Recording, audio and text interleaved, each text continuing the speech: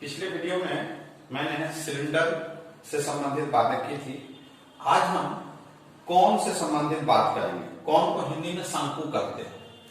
शंकु के रूप में अपने आसपास कौन कौन सी चीजें देखते हैं बच्चों। आप देखते होंगे कीप जो होता है वो शंकु के आकार का होता है। और आपने तुल की टोपी देखी होगी, जोकर की टोपी देखी होगी, वो भी शंकु के आकार की होती है। तो शंकु के पृष्ठ क्षेत्रफल के बारे में आज जानकारी हासिल करेंगे।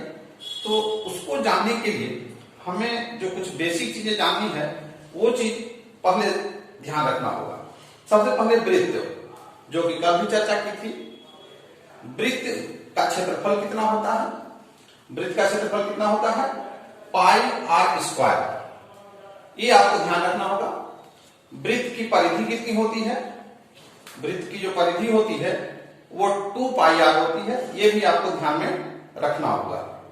साथ ही अर्धवृत्त, ये देख रहे हैं ये एक वृत्त है, इसको मैंने फोल्ड कर दिया तो क्या बन गया?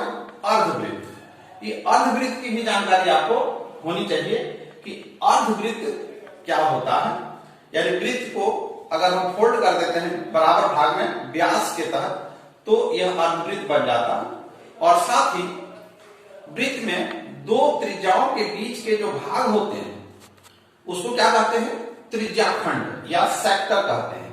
इसकी जानकारी आपको रहनी होगी। त्रिज्याखंड का क्षेत्रफल कितना होता है?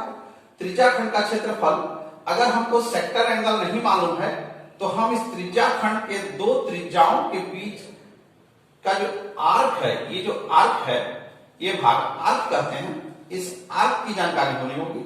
और साथ ही त्रिज्याखंड का क्षेत्रफल होता है 1/2 आर्क की लंबाई गुना अर्धवृत्त की त्रिज्या।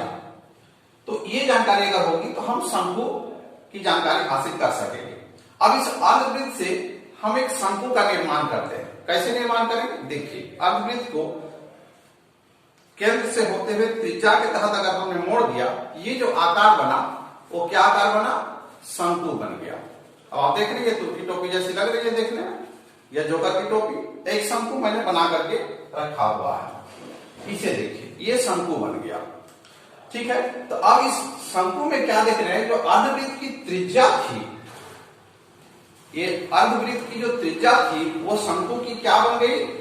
शंकु की स्लैंट हाइट बन गई, तिर्यक ऊंचाई बन गई, जिसका संकेत L होता है। ठीक है, तो अर्धवृत्त की त्रिज्या किसमें परिवर्तित हो गई? शंकु के स्लैंट हाइट यानी तिर्यक ऊंचाई में परिवर्तित हो गई। और ये जो भाग बन गया शंकु का आधार का भाग, वो इस शंकु की परिधि हो गई। यानी ये वृत्ताकार बन गया और वृत्त की ये परिधि बन गई। ठीक है, अब इसकी त्रिज्या कितनी होगी? तो इस वृत्त को मैंने लगा दिया है कि ये भाग इसकी शंकु की त्रिज्या हो गई। अब हम इसका वक्र पृष्ठ निकालेंगे। तो कैसे वक्र पृष्ठ निकालेंगे? इसके लिए हमने जो अर्धवृत्त से शंकु बनाया था उसको कई त्रिज्या खंडों में बांट दिया है। आप चाहे जितना भी त्रिज्या खंड में बांट सकते हैं इसको। हमने 6 त्रिज्या खंड में बांटा है। ये जरूरी नहीं है कि त्रिज्या खंड एक समान हो, कम या अधिक भी हो सकते हैं। और इस त्रिज्या खंड की का जो आर्क है, इस आर्क की लंबाई को हमने A, B, C, D, E और F मान लिया है, इस त्रिज्या खंड की लंबाई को। और इस प्रत्येक त्रिज्या खंड के क्षेत्रफल को अगर हम जोड़ कर देंगे तो ये शंकु का वक्र पृष्ठ बन जाएगा। ध्यान रहे, इस अर्धवृत्त की जो त्रिज्या है इस शंकु के तिर्यक ऊंचाई में परिवर्तित हो गया है। तो अब हम इसका वक्र पृष्ठ निकालते हैं। का जो वक्र पृष्ठ होगा इस अर्धवृत्त का क्षेत्रफल, और अर्धवृत्त का क्षेत्रफल हम कैसे निकालेंगे? प्रत्येक त्रिज्याखंड के क्षेत्रफल को जोड़ करके निकालेंगे। तो प्रत्येक त्रिज्याखंड का क्षेत्रफल जो होगा सबको जोड़ कर देंगे तो इस शंकु का वक्र पृष्ठ हमें प्राप्त हो जाएगा। तो त्रिज्याखंड का क्षेत्रफल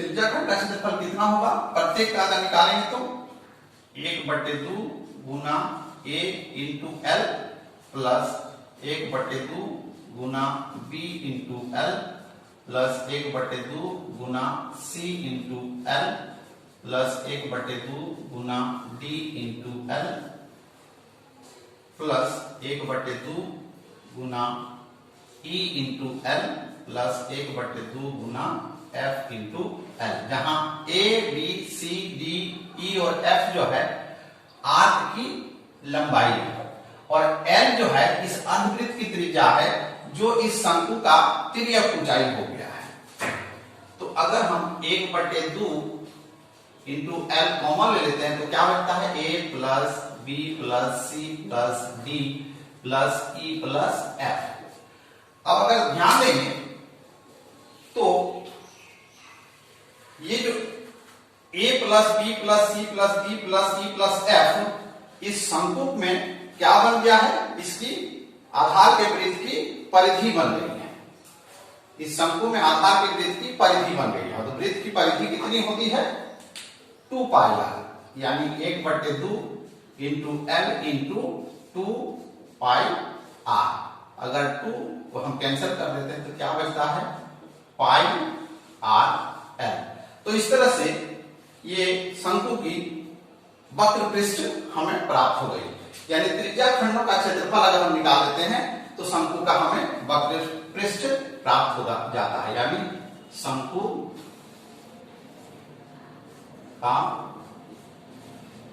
वक्र पृष्ठ। ठीक है, आज हमने शंकु का वक्र पृष्ठ पढ़ा, कल हम इसका कुल पृष्ठ और इसके आयतन के बारे में जानकारी हासिल करेंगे। आप इससे संबंधित जो प्रश्न होंगे एक्सरसाइज में उसको जरूर सॉल्व करें और जो प्रश्न आपसे ना बने वो जरूर हमें हमारे लिंक से पूछने का प्रयास करें।